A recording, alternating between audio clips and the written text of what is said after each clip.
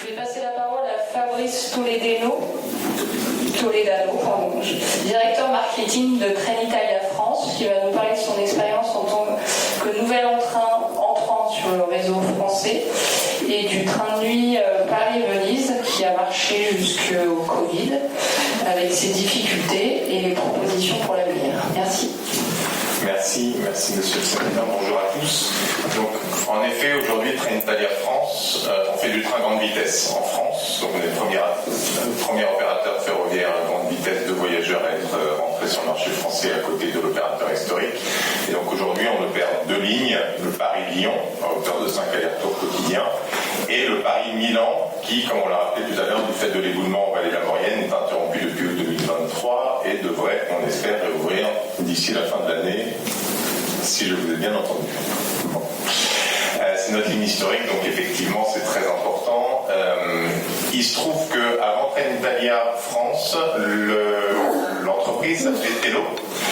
Tello opérait du train de nuit Paris-Venise et du train intercité, équivalent d'intercité entre la Côte d'Azur et Milan. Donc juste, ça me permet quand même de témoigner sur ce qui s'est passé sur les 10 ans d'exploitation du train de nuit entre Paris et Venise. Effectivement, en fait, ça va venir confirmer pas mal de choses qu'on a dites. Le train de nuit, pour marcher, a besoin de matériel. On a utilisé du matériel qui existait en l'occurrence dans le groupe Trenitalia. Je rappelle que Trenitalia, c'est l'opérateur historique en Italie. On a utilisé ce matériel qu'on a rénové pendant 10 ans, on l'a exploité, à une époque où, honnêtement, pas grand monde ne croyait plus au train de nuit. Tello y croyait, donc on a investi. En 2018, on a rénové l'ensemble de notre flotte. Et esthétiquement, avec une limite physique du fait de l'ancienneté quand même des rames, mais avec un niveau de confort pour les voyageurs beaucoup plus haut, notamment avec des cabines privatisant la salle de bain, c'est-à-dire la douche, les toilettes, les WC. Parce qu'il faut quand même se rendre compte, malgré tout ce qu'on a dit tout à l'heure, que le driver, ça reste quand même l'attente du client.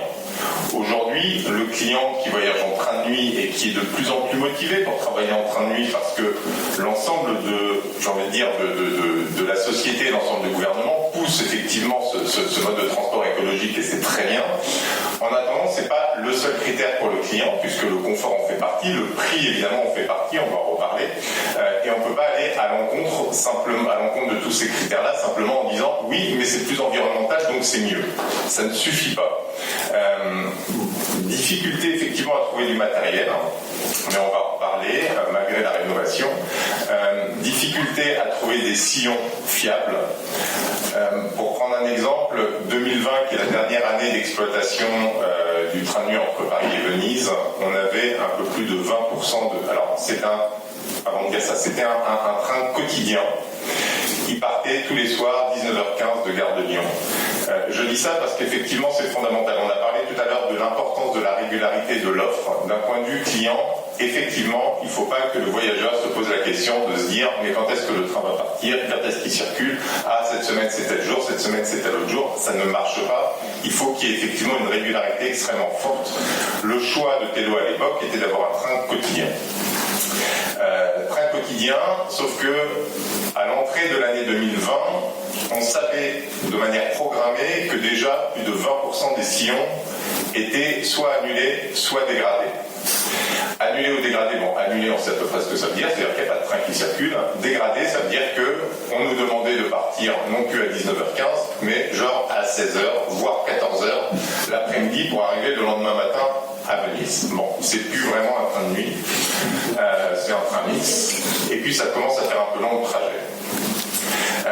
Et donc on perdait cette régularité et ça c'est fondamental. Alors les raisons on les connaît, les raisons c'est évidemment les travaux. On peut comprendre que le réseau ait besoin absolument d'être entretenu et que cet arbitrage entre faire les travaux le jour, faire les travaux la nuit, vu le trafic ferroviaire le jour on peut entendre que ce soit la nuit, mais effectivement ça pose par ailleurs, au-delà du voyageur évidemment au fret, ça pose des problèmes de régularité d'offre.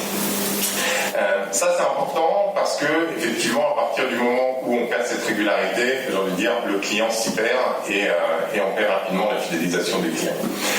Au-delà de ça, il faut effectivement se rendre compte que le coût d'un train de nuit en termes termes de production, est excessivement cher par rapport à ce qu'on connaît. Pourquoi ? Parce qu'effectivement, c'est du train. Bon, c'est un service de train de voyageurs, mais c'est aussi un service de restauration.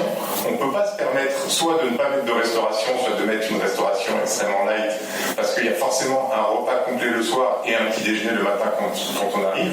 Donc l'offre de restauration, elle fait intégralement partie du niveau de confort et du niveau de qualité que les clients attendent. Donc c'est une offre de service de restauration et une offre de service d'hôtellerie, puisqu'évidemment il faut le confort, la qualité, les draps, le nettoyage, la sécurité, on l'a évoqué tout à l'heure, et la sécurité c'est un impondérable et c'est essentiel lorsqu'on travaille, lorsqu'on voyage en train de nuit, et donc tous ces éléments créent un produit qui est plus cher, d'autant que je rappelle deux choses complémentaires. La première chose, c'est que la productivité d'un train de nuit, elle n'est pas terrible, il voyage une fois par jour, une fois par nuit en l'occurrence, mais pas plus.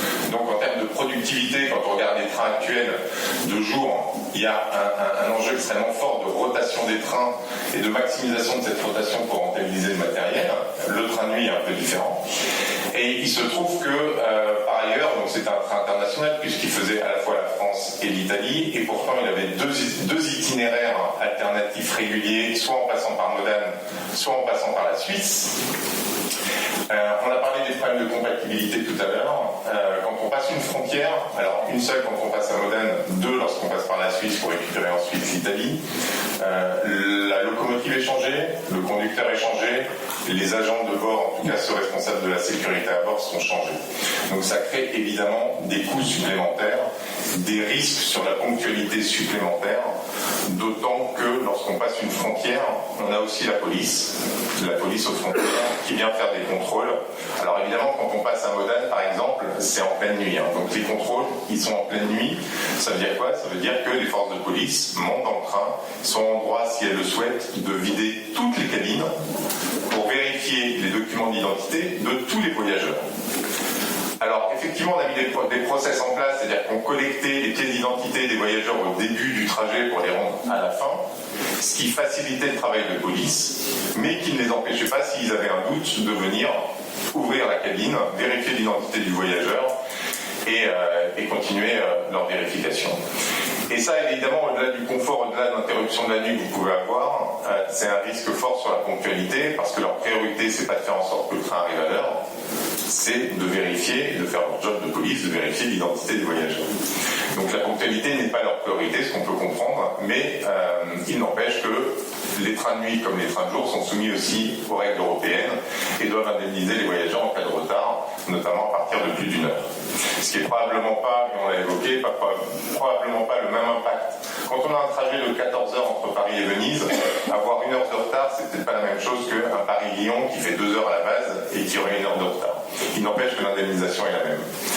Donc effectivement, on se retrouve à avoir un train qui est difficile à exploiter. Il se trouve que pour les raisons qu'on a évoquées, c'est-à-dire économiques, capacité ou difficulté de trouver du matériel, c'est-à-dire qu'il faut avoir et les capacités d'investissement et la visibilité, puisqu'on a évoqué tout à l'heure le temps de fabrication du matériel. On n'a pas été en capacité, parce que Tello en France restait une petite entreprise, à effectivement investir sur de nouveaux matériels.